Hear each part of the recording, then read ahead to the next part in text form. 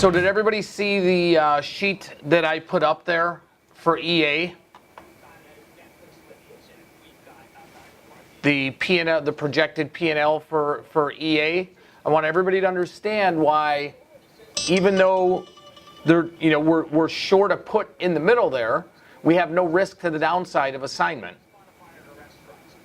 as long as we get out of the spread, and that this was an absolute home run.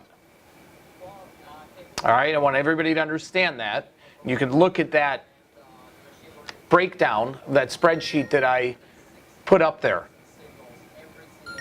Okay? All right, does everybody understand also the PayPal exit and the notice that I just put up there? Okay, so you can see the spread is trading 45 cents. Okay, we bought it for 34 cents. But we have, like I said, almost 20 cents that we are going to make in the short by the end of the week. So we're sitting pretty with this. Okay, GLD. We have this short call spread that expires this week as well, the 124, 125. We sold this thing for 40 cents, I think it was, 41 cents. Okay.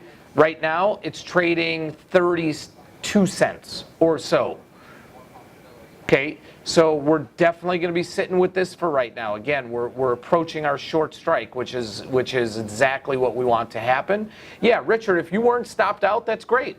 You have your protection out there. Leave both orders out there if you were not stopped out.